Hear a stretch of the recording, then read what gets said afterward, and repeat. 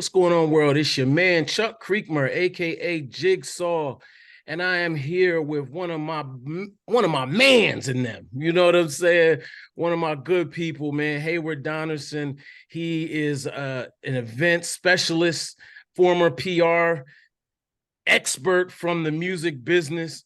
And now he has authored a new book that I think everybody needs to read, A King's Path, Turning Tragedy into Triumph Along the Way. We're going to chop it up. This is his first book, and I'm very proud of my brother because, first of all, he's a positive, good brother. And I'll never forget interacting with him because he was the first person in my whole life to call me king for the first time. And I noticed a little reference in the book, and I'm wondering, did I maybe inspire that reference? But we'll talk about it. But he was the first person to call me king, and I did not know how to process that.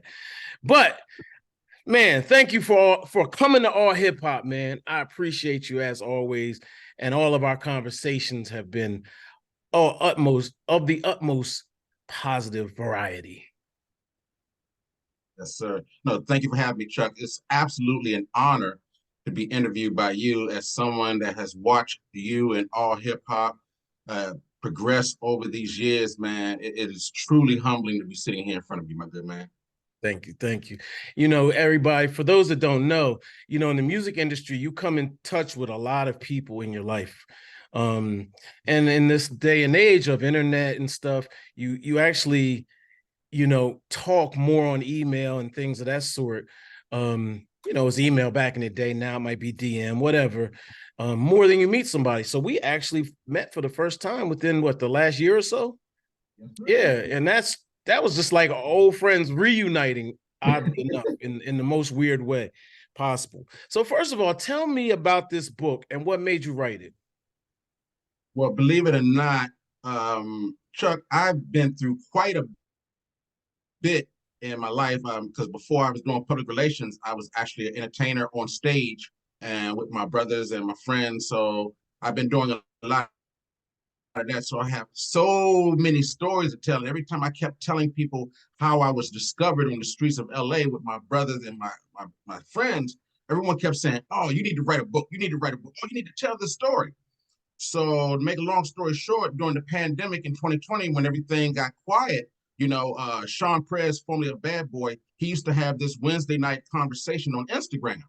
And I used to tune in every Wednesday, and he used to ask people to join him. And I'm the kind of person, well, you and I are both Aquarians, so I can kind of sit back and just kind of observe and see what's going on.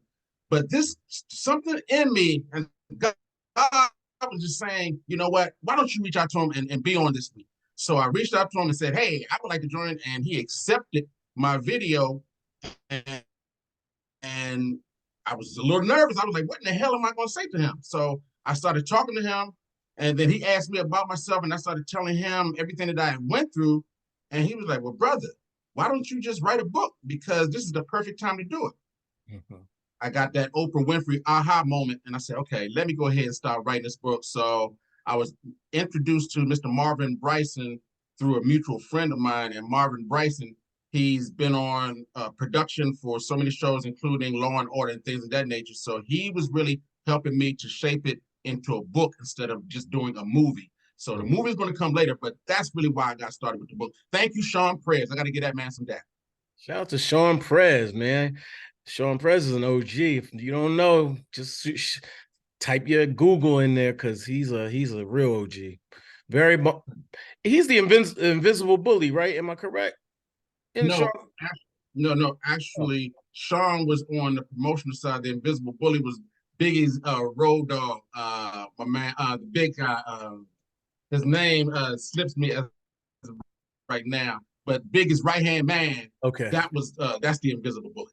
My bad. But Sean Prez did the award show for DJ Spin the awards, sure right? Did. Sure. Yes, sir. Yes, sir. Okay. Anywho, so give us a bit of a download on the book, what it's about, and things of that sort. Well, as I tell everyone at the beginning of the book, it's loosely based on my life because this brother has gone through quite a bit. If you can imagine, I was in my late teens in the late 80s in Hollywood, So there was a lot of sex, drugs, and go-go music going on throughout my life. And, as they say, I changed up some names and circumstances to protect the innocent as well as the guilty. Because a lot of people that they're my age now and they got grandkids, they don't want me to put them out there like this. So I said, let me try to write this in a way where it's entertaining, which is very entertaining. And I've taken the names and changed up some circumstances, but a lot in that book is true. Yeah. Now, I believe you said it was an autobiography when we first talked. Am I right in saying that? And Yes, sir. you had to switch it up. Yeah. Yeah, the more I started talking about actual circumstances that came about in my life, whether it was me and my brother having a house full of strippers when we used to be roommates, and my older brother and I, we had a house full of strippers. I just can't have these things up because you know what? Some of those strippers are grandmothers now. I don't want to do that. So Yeah. that's kind of, I wanted it to be an autobiography, but I would have destroyed some lives. I totally understand, man. That's and the odd thing about that is, as you know, we've talked. I started a book a few years ago, and I can't really get past the third chapter without feeling like not only am I exposing so much about myself, but revealing a lot about others as well. Have you felt that about your life too? Like not just others, but including yourself? Yes, because having to open up about my mom attempting suicide back when my brothers and I were young, that's some trauma that I've never really dealt with. But I found a way to put that in the book because, as I tell everyone, this is my story. This is how I'm telling my life because I went through a lot. So it took a lot of soul searching, even including the pieces about my son. He's diagnosed with cerebral palsy. So being able to talk about those things and bring that out into the forefront, it took a lot of self-reflection. Trust me, it did. I noticed the book cover references a lot of that too. Can you talk about the book cover? Yes, the book cover. What I wanted to convey is, you can be dignified, even if you're from the hood. I'm from the hood, and I'm a little bit of bougie with a little ghetto. But with that being said, I wanted to show people that, hey, you know what, you can be distinguished, you can address people as kings and queens, and you can talk about your triumphs along the way, but still put it in a way where you know what, you're still respectful of people that you've grown with and still are doing business with, even to this day, you can still do that. And I also wanted to dedicate this book to my dear mother who I just lost last year. My mother, she was heavy in my life in regards to she even managed my band when we were in high school. My mother was the neighborhood candy lady. She also made sure that when people came home from prison, you had a place to stay, or if you were a teenage pregnancy, a young lady, you could stay with my mom. So my mom was like that all the way up until she passed. She cared about everyone else more than herself. So I wanted to dedicate this book not only to her and my son, but also I wanted to dedicate this to you, Chuck. I want to dedicate this to you and Grouchy Greg and so many other people that are behind the scenes in the entertainment industry. You don't get a lot of accolades and things of that nature, but you all really move and shake and get things done, and people need to know about that. So that's real. I really wanted to dedicate this to everybody behind the scenes. Thank you. Thank you. Yeah, I saw that in the beginning. And I thought about you as well, man, just how much work you've put in. Um, before we pivot into some of those things, um, you talk about the 80s, the crack era, basically, the crack era. What impact did that have on your life? Had a lot of impact, to be honest with you, Chuck.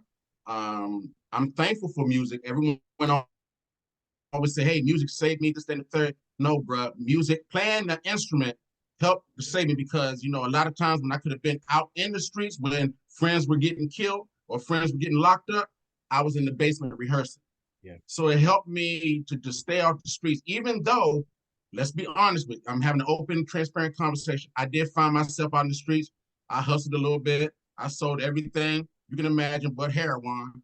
But I didn't do that. But I sold everything you can imagine, making the wrong choices in life. Going against my mother's will and even God's. But you know what I did, Chuck? I picked up the autobiography of Malcolm X at 16 years old. And that really helped to guide me so that I made some mistakes, but I was able to pivot a lot. It really did. Yeah. And And DC was really serious back in the 80s, trust me. yeah, yeah, a lot of talk about that. Even from a New York perspective, a lot of backstories. If you go far enough, a lot of Oh, back. yeah. Well, let's talk about Go-Go a little bit. Talk about your band and what your viewpoint of the music industry from that point of view is, because Go-Go is probably one of the last sort of indigenous music forms that didn't really cross over. Of course, I saw some Asian band doing go-go the other day, and I was like, uh-oh. I was like, uh-oh. I don't know. It might be on the menu next, but we'll see. We'll see. Yeah. What are your thoughts on go-go? I mean, from your perspective, I mean, back in the day, of course, I don't mean to talk too much, but back in the day, there were there was Junkyard, and there was songs like Beans, Sardines and pork and beans. Yep. Sardines and Pork, records like that. Love Mm-hmm. those records. Yep. EU and the butt. I used to Mm-hmm. work on Sugar Bear's management team for EU up until last year.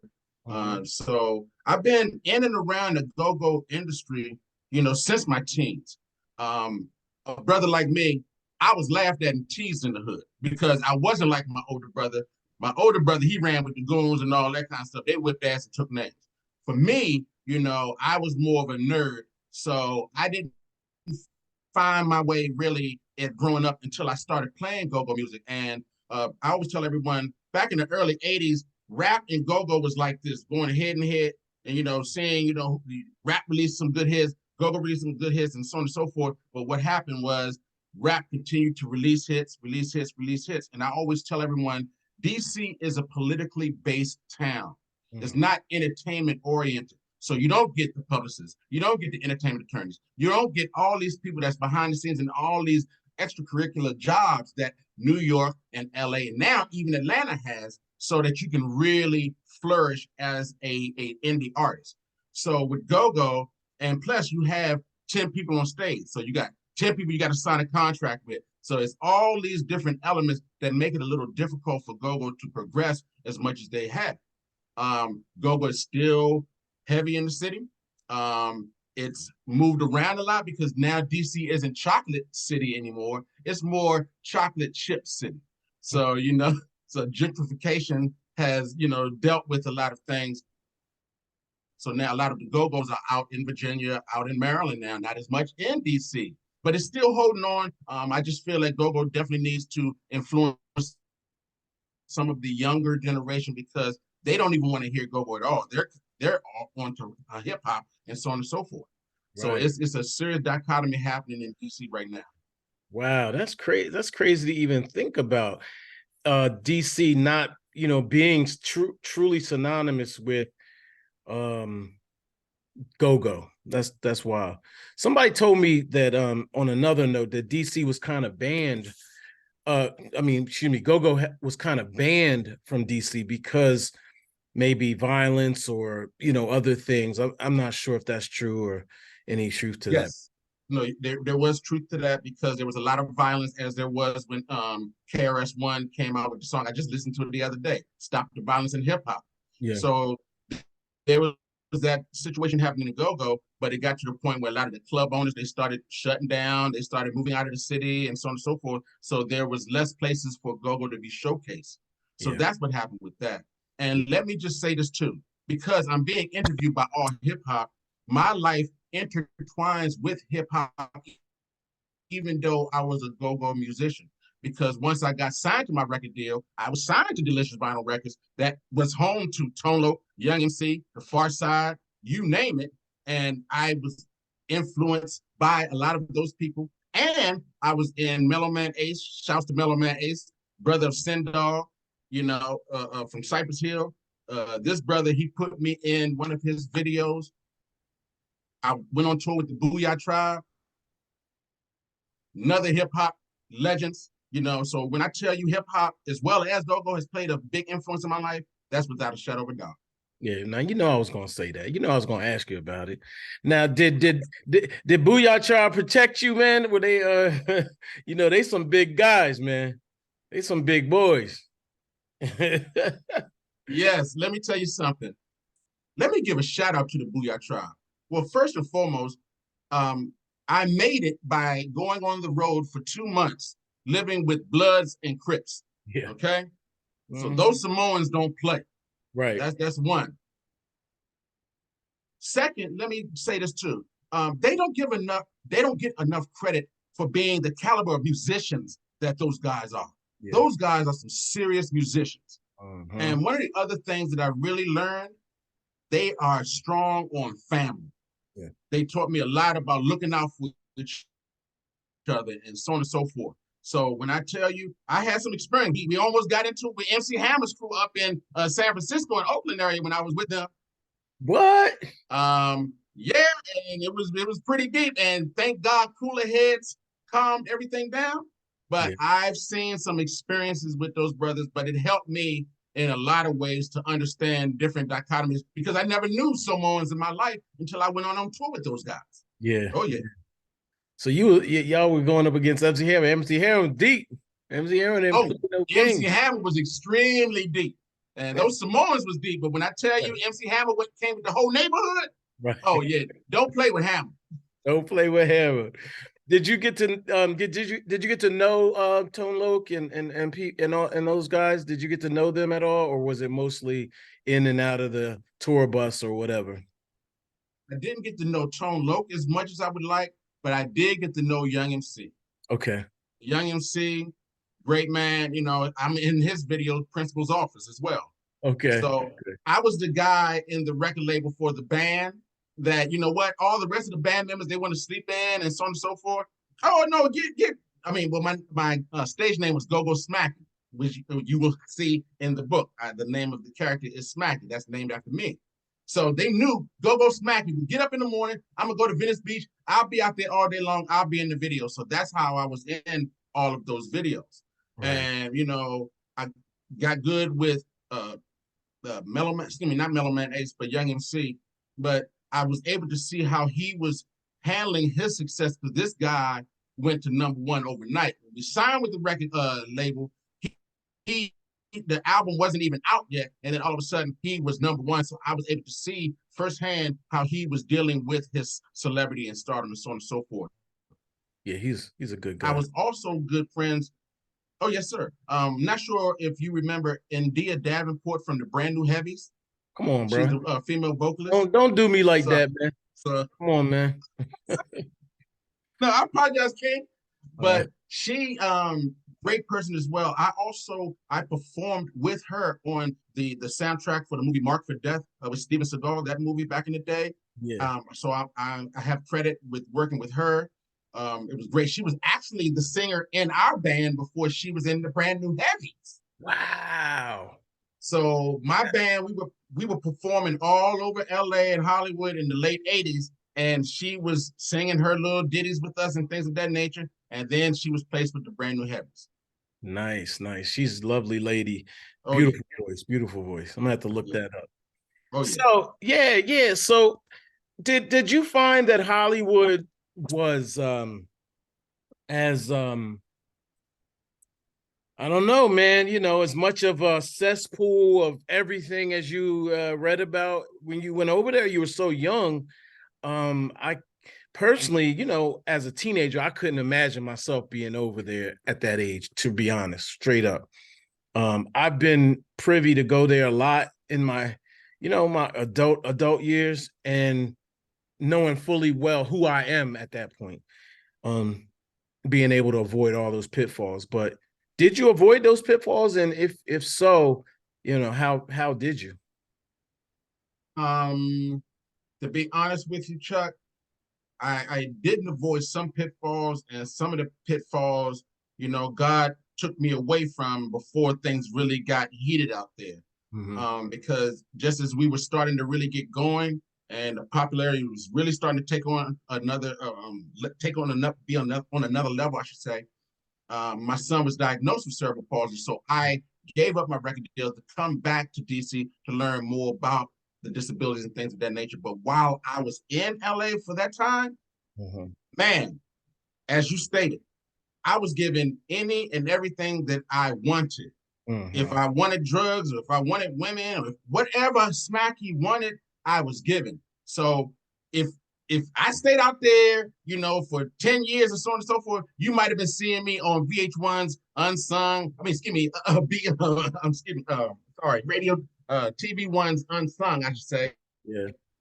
And VH1's Behind the Music, because I would have been strung out on drugs. I would have been having 12 baby mamas, all in some serious shit. But it wasn't that time for me to be able to be in that situation. But when I tell you, I got quite a bit, because we were performing out in Beverly Hills and Bel Air for a lot of the after parties for the award ceremony. So we were seeing all the celebrities at these places, and they were coming up to me and saying, "Hey, we love your stuff. Oh, we love you, the way you're playing your instrument and things of that nature." And you're seeing people like Holly Robinson, Pete, but she was Holly Robinson at that time, and on 21 Jump Street. And I'm like, oh, snap, Johnny Depp is coming up to me? Okay. So I could have taken it the wrong way. So I'm thankful. Maybe God took me out of that situation before it got bad. True.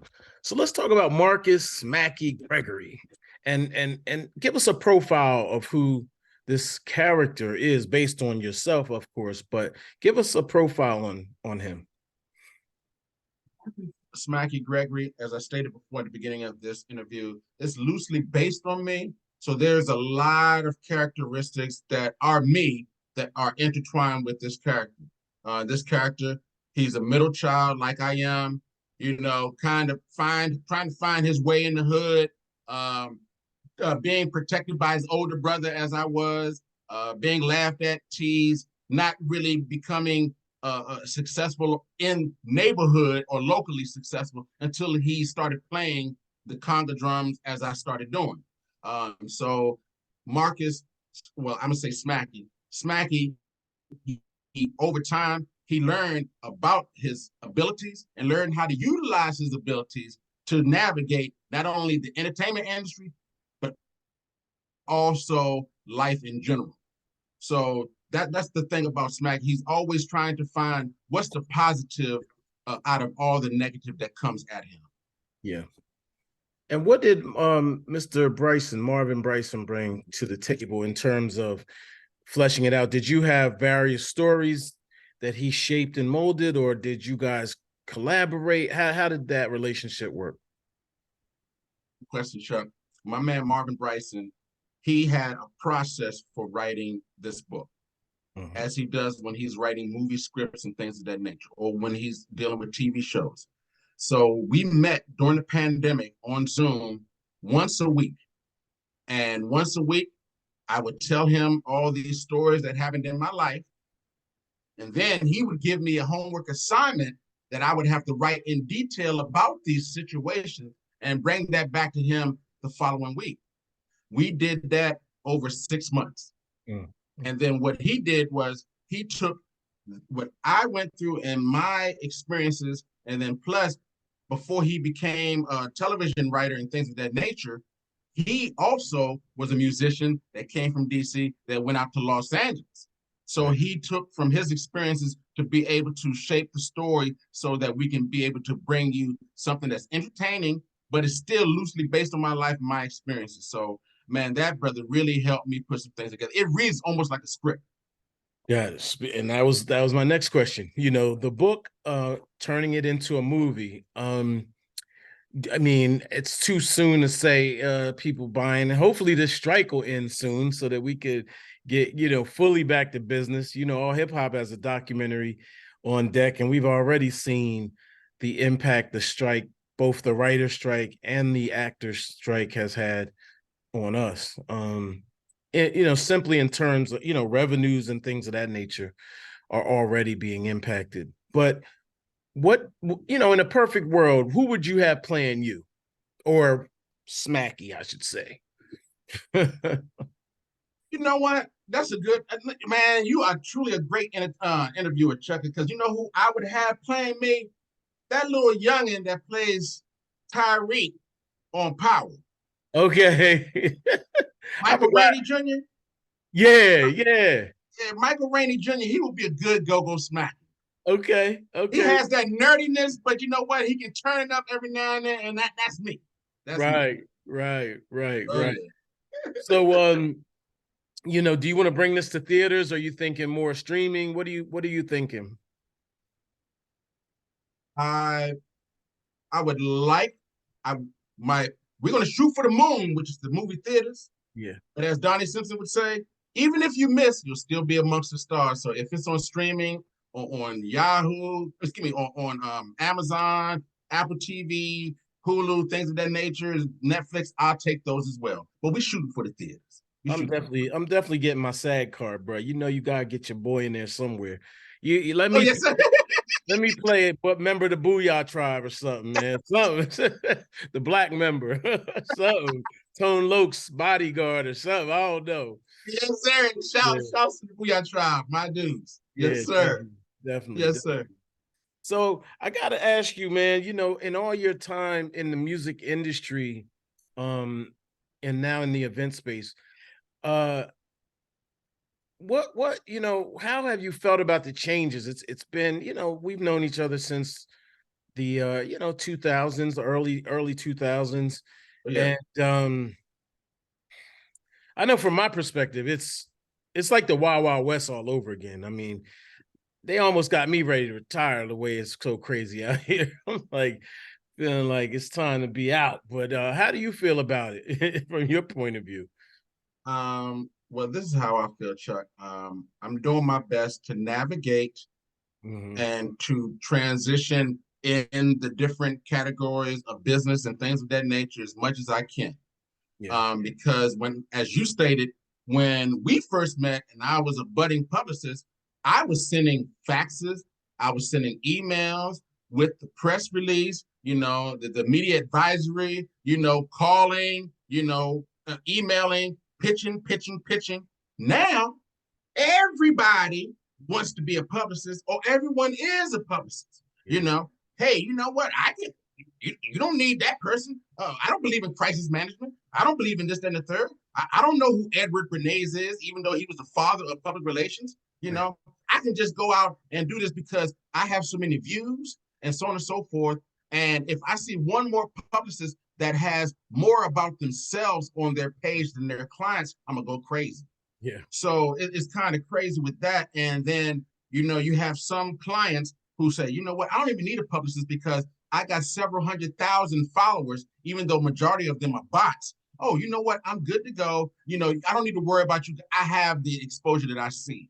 So it's a little depressing in that where people don't understand that even with AI and all these things that are going on, it still takes the human element.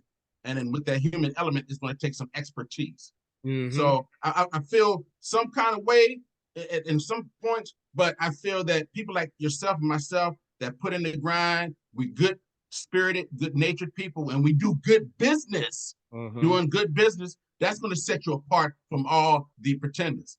Okay. So you got the contenders or the pretenders. I Yeah. look at you as a contender, King. Thank you. I appreciate that. How did you maintain this positive spirit?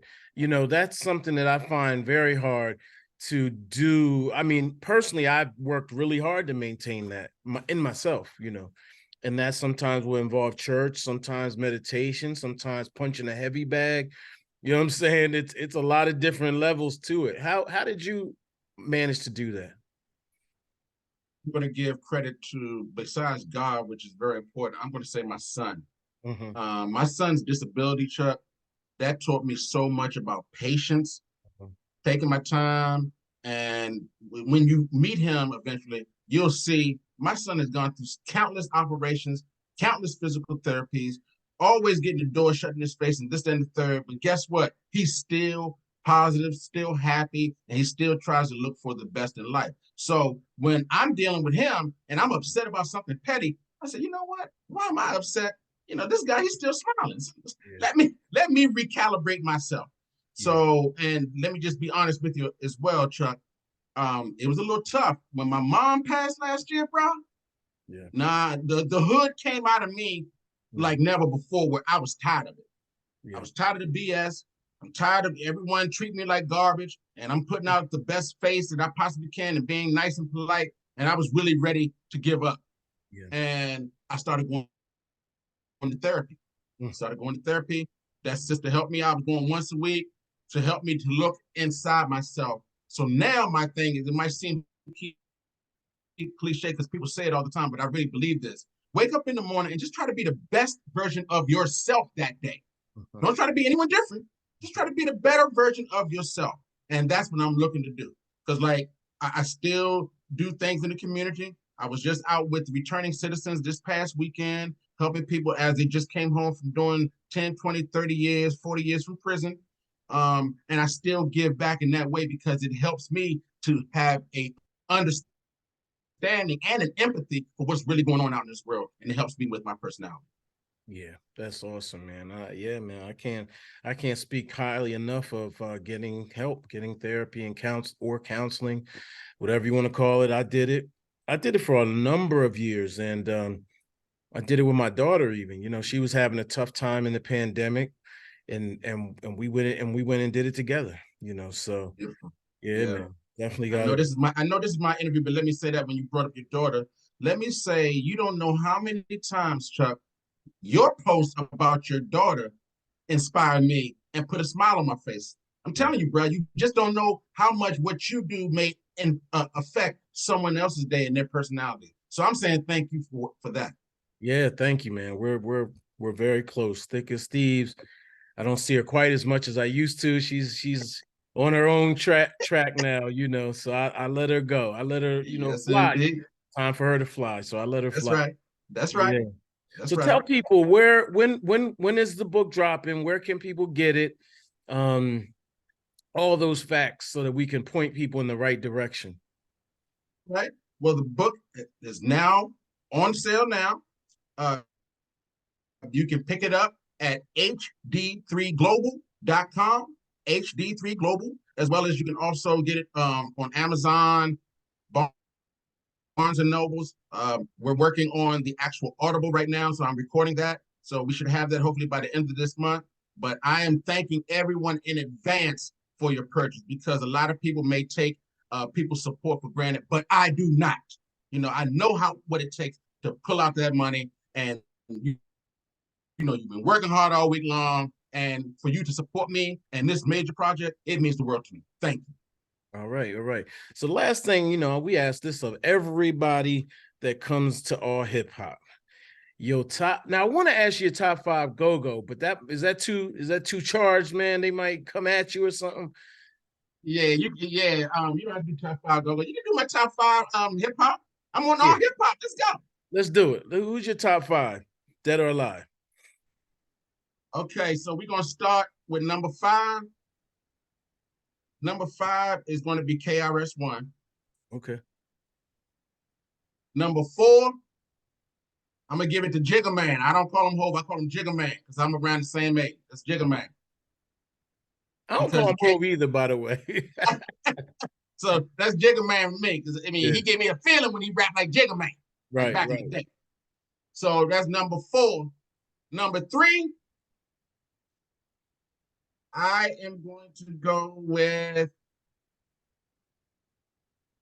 I will go with Ice Cube. Number three. Number two, Tupac. Okay.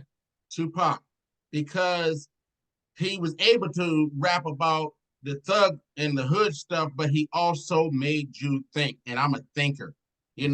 Give me something to think about as you rap. So that's Tupac number two. Okay. Number one is going to surprise you because a lot of people don't put this as number one. But this dude changed my life forever. Chuck D. Number one. Amen. Number one for me. Chuck D changed my life. When It Takes a Nation of Millions to Hold Us Back came out, it was over. Yeah. Okay? Everything changed. And what it did was a couple of years before it came out, I was already on that path, reading the autobiography of Malcolm X and going to seminars in DC at Howard University and things of that nature. So I was already into the pro-black thing. So I was being laughed at. So when Chuck D and Nation of Public Enemy came out, oh man, I feel like, hey, I was validated. So Right. that's my Right. man, Brand. Oh man, yep. Chuck D's in my top 5. We almost got the same top 5. Little couple replacements here and there, but Chuck D is definitely in my top 5. He doesn't get enough credit. He doesn't get enough credit for being a stand-up man and individual who didn't flip the script later down the line when maybe money got tight or the industry slowed up or anything like that. I give him a lot of credit for being consistent for the whole run, the whole run. Exactly. Yeah, the You're right. whole run. Yes, sir. Anyway, King Haywood Donerson, I got to say thank you, my brother. I appreciate you. Do you have any final words of wisdom for the people? I'm gonna say this: the only place to find success before work is in the dictionary. Mm, mm. So when you plan your work your plan. Mm. So I'm saying once again, thank you, Chuck Creekmur. Thank you, Grouchy Greg. Thank you, All Hip Hop, for taking the time out to speak with this king here because it means more than you will ever know. I mean it with all my heart, and I love you, and there's absolutely nothing you can do about it. Love you too, King. I appreciate you, bro. Definitely.